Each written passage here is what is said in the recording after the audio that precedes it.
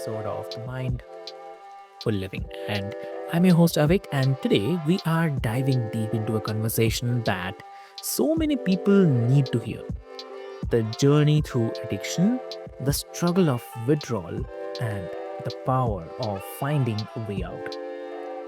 So, addiction is something that touches millions of lives, whether directly or through someone we love. The road to the recovery can feel impossible at times, but what if there was another way?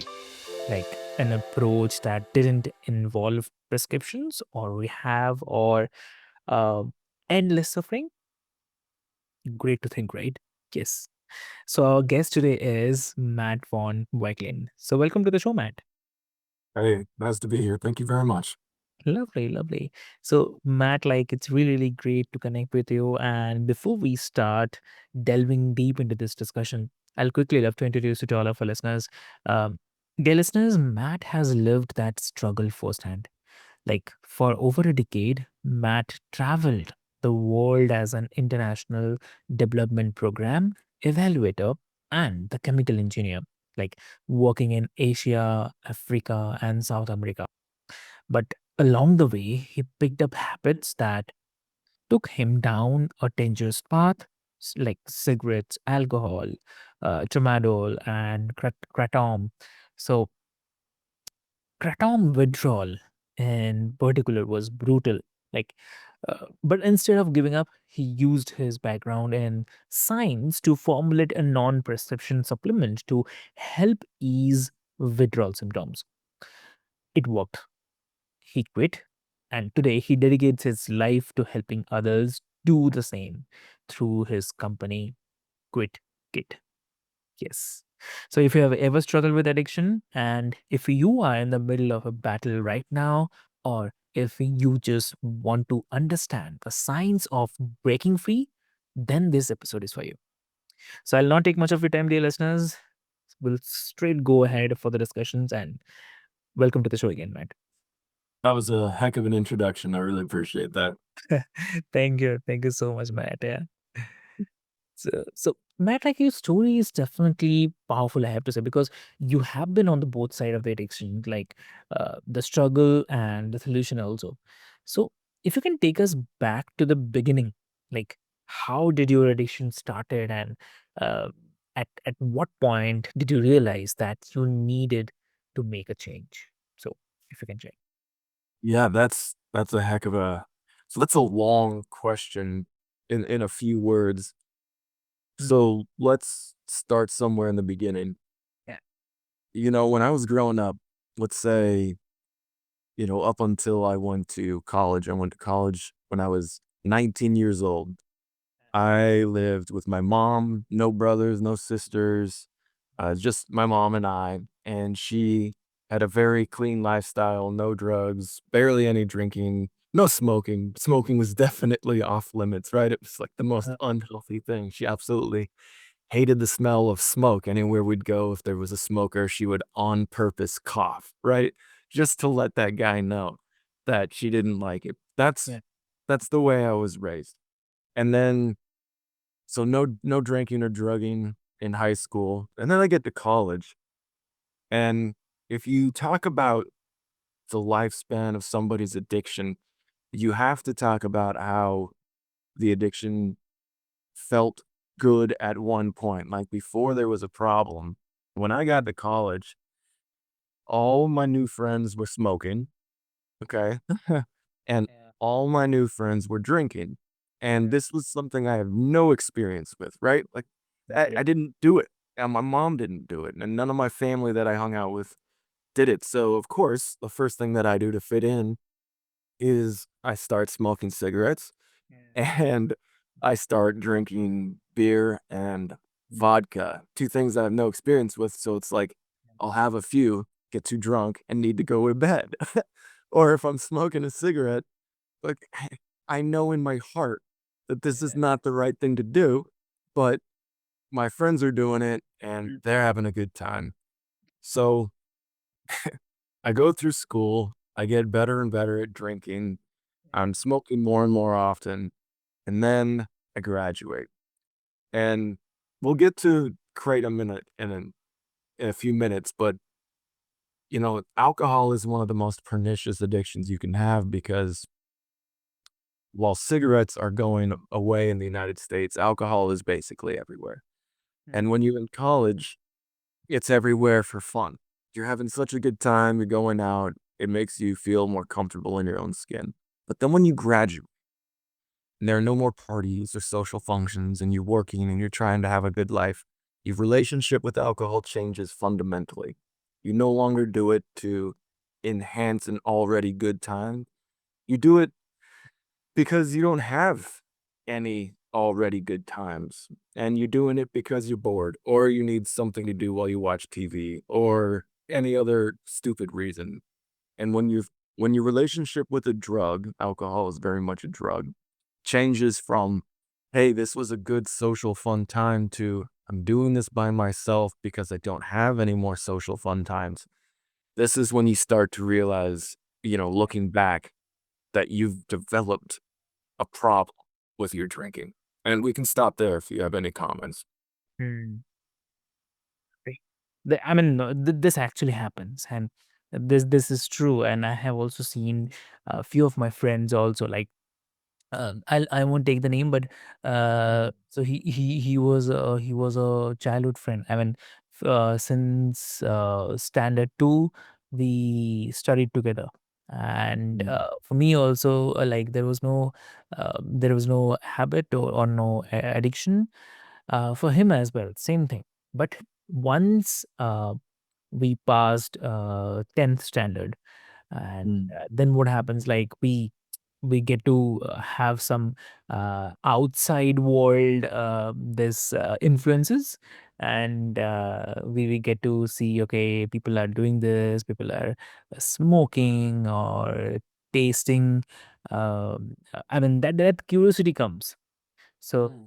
so he also kind of saying like, he also used to like, okay, let's have a beer and let's see how it tastes like.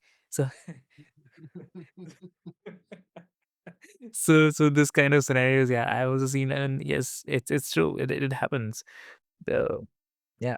Right, right. Hey, for the listeners, I've already told Ivy, but I used to live in Bangalore, and Yeah. I remember when I had Kingfisher. And Yeah. correct me if I'm wrong, but there's the blue, which is the light, the green, which is the regular, and then the red, which is the strong. Uh-huh. Yeah. Okay. Good. I can remember that. This was 10 years ago. Yep. But so one of the things about working internationally, which I did for just about a decade, and I could smoke cigarettes basically anywhere because outside of the United States, smoking is still incredibly popular, right? So it's easy to maintain that habit, even though I know that it's shortening my lifespan. This is something that I learned from when I was a kid, but also you get to try all of the different drinks from all of the parts of the world. Like I remember Old Monk. I remember that was good. IB, these things. It's like, hey, just because it's new and it's interesting, it it doesn't change the fact that on a weeknight I wouldn't know anyone. I'd be in a new place where I wouldn't know anybody outside of my coworkers, and Mhm. I I'd feel like a stranger when I go outside. And so it was just so much easier to stay inside with a few beers. And you do that over a decade. I'm not doing that every night, obviously. Definitely not. But on some of those nights, you do that over a decade, and what starts as just a new way of coping with feeling lonely becomes the way that you cope with feeling lonely. And for anybody who's listening, maybe it doesn't have to be alcohol, or it could be some habit that you have that just makes you feel like you have an escape from some pain that you feel. And that right there, that's when you know that you are heading down the wrong direction. Yeah. Amazing. That's really, really amazing. Yeah. Yeah. Yeah. It's good to be on the other side of that, I'll tell you. It- Mm. And I mean, I know like withdrawal is one of the scariest part of quitting an addiction, but many people relapse, not because they want to kind of keep using, but because they can't handle the withdrawal symptoms. So what was your experience like, and how did that led to the creation of Quit Kit? Right, right. I appreciate that. So Quit Kit came much later. I quit alcohol and I encountered something called Kratom. And Kratom, for those that don't know, is a tree from Southeast Asia, mainly Indonesia and Thailand.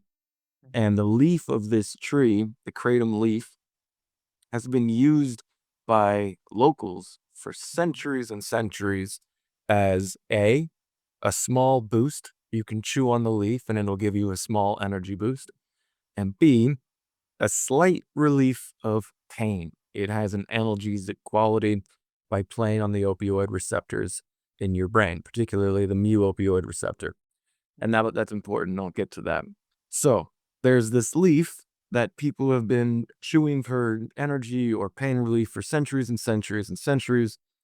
And then it gets brought into a more mass market, and particularly relevant for me, into the United States market, where it's not sold right now principally as just a leaf to chew on. It's sold as a highly concentrated blend of the active ingredients in that leaf. There are two ingredients, metragenine and 7-hydroxymetragenine, that relieve the pain that people have been doing for centuries. Now, this is important because in your normal leaf form, they're very dispersed, metragenine and 7-hydroxy. And you could chew 1,000 leaves, and you're not going to get that high, but well, not 1,000. You could chew like 10 leaves, and you're not going to get that high. But in these highly concentrated extracts, these ingredients will get you incredibly high. And it's a high just like morphine and heroin and fentanyl and codeine and OxyContin and hydrocodone, because it plays on the same opioid receptors in your brain, the mu opioid receptors. Okay, so this extract is basically like gas station heroin. It's available everywhere, basically every gas station in almost every state. And I wasn't drinking 2 years ago when I encountered this. I wasn't doing any drugs. And I just went down to the corner store and the clerk suggested I try this for like the relaxation properties. And I tried it. And oh my God, man. I've dealt with depression all of my adult life. And when I took that, my depression was gone. It was just gone. And I thought, wow, there's no prescription here. This is just something I can take and then I can feel better. And that should have been my red flag, like giant red flag number one, that this is not a normal thing and that nothing is a shortcut. But I didn't. And so I started taking this thing every day. And then I started taking it multiple times a day. And then I just became flat out addicted. Like, I'll give you an example. This is when you know you have a problem. In the morning at work, chemical engineering, working in California, we would have these meetings with a team member that wasn't on my team. I'm the project engineer. I'm in charge of getting things on schedule for this reactor that we're building. And there was this person on a different team who was just notoriously difficult to deal with. His favorite word is no. His favorite attitude is like, don't want to be here, but every morning I got to meet with this guy and try to get things back on track. It's so unpleasant that I leave, and I'm always in a bad mood. I realized about Welcome to Sales. Yeah. oh my gosh. Yeah, I realized about 4 months after taking Kratom that I could just go get some Kratom in the morning after this meeting. And so after the meeting, I would buy this stuff, come back, and then I would be high at work and I would feel better. And that's when you know you got a problem, my man. Like, and so look, you do this for a year. You ask me what the withdrawals are like. Well, if you've heard about the withdrawals from heroin, they're exactly the same as that. If you become addicted to Kratom, You essentially have to go through the same fire and flames of heroin withdrawals. This is stress, anxiety, inability to sleep, inability to eat, total mental fog, no motivation, no ability to feel pleasure from the outside world, Yeah. intense isolation and loneliness. And it's like you you're trying to quit a drug that's ruining your life, and the reward you get is the worst feeling a human being can possibly experience. And so it's very difficult to go through that and quit. And that's why I made the quit kit, which I can get to, but I know that was a lot. Understood. Yeah, it's fine. Yeah, definitely. And then, so on this, I have to ask, like, there's a lot of shame and isolation that comes with the addiction, but your message is very clear. Like, no one is alone. I mean, so how we can, uh, I mean, how like can we as a society do better at supporting those who are trying to quit and rebuild their lives rather than kind of uh, cornering them? So. Mm, interesting. Mhm. Well, let's say, let me ask you a question. Yeah. Do you know anyone that you would consider an addict to any one thing? Doesn't have to be a hard drug, but any one thing. Yeah. Smoker. Okay, okay. Now, when you picture this person, Mhm. can you describe the person to me? Obviously, no names or whatever, and don't Yeah. give away who it is, but what is this persona? What is the character that you see when you picture him? So when I picture uh I always picture my friend as uh someone who cannot I mean when get hypered or have situations where need to take decision or there are a lot of things coming in by and need to choose one thing, uh, then started panicking and need cigarette rather than without that can't I mean mind will not work. So yeah, that is what I believe. Yeah. Got you. Now, let me ask, is this person homeless? No. And does this No. person have the ability to, feed themselves or wear clothes that are clean? Yeah, yeah, yeah. Exactly. Right. Okay. And maybe they even have a family? Yes. Yeah. And would you say he's a good dad? Um, Not married. Yeah. Not married. Okay, okay. A good son, treats his family with respect. Yeah. Yeah. Yeah. Yeah. So here's one thing. You asked me what we can do to support people. Mhm. Oh, there's just this view of someone who is an addict as someone who is alone, dirty, and doesn't take care of themselves, or who has a bad attitude, or who lives on the street. And it's like, yeah, those people exist. But Yeah. the vast, vast majority of people in this world who are addicted to something, whether that's cigarettes, booze, sugar, fitness, or whatever, look just like you and me. And I'm saying that from a, like, I can take care of myself. I have a place to sleep. I'm not starving to death. They're just normal people. Mm. And so if you're trying to support someone, the first thing to do is realize that that person that you're thinking of who's important in your life isn't some derelict, poor individual, and they probably won't become one, but that person could so easily have been you. Mm. These drugs are addictive for a reason. They're it's just simple biology. A chemical reaction happens in the brain that rewards you for taking it, and as soon as you taste that, you want more. And if you continue to take more, there will be a hardwired neural pathway in your brain that rewards you subconsciously, habitually, to keep taking it. And as soon as you stop, your brain is going to say, "Whoa, whoa, whoa, whoa, whoa! We've already hardwired this path to this reward from this drug. Why are you doing something different? Get back down there. Keep doing it." And it actually propels you to keep doing this addictive behavior. The only way that you start that is by taking the addictive drug in the first place. So if you're trying to figure out how to support someone, please know that the person you see could very well be the person you see in the mirror. Mm. Exactly. And that's a great perspective also to Mm. about rather than kind of jeopardizing someone for the addiction. So that's that's a great one. Yeah. Th- Thanks. I didn't answer your question about Quit Uh-huh. Kit, but I can talk to you about the Quit Kit. Yeah. Yeah. Yeah, so the Quit Kit, when I quit Kratom successfully, I designed it because I didn't want to go to any doctor. I didn't want to go to a treatment program, and I didn't want any prescription. Basically, I didn't want any insurance or any medical paperwork with my name on it declaring that I had a problem with Kratom.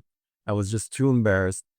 And so I went online. I'm a chemical engineer. I have a background in program evaluation, and I dug into the research on any over the counter supplements that could fight opioid use disorder withdrawal symptoms. Like, A, did they exist? Are there any supplements that can do this? And B, do they have statistically significant results?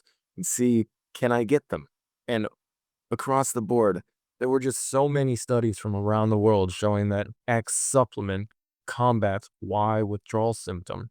It's like, how is no one talking about this? Like, are you kidding?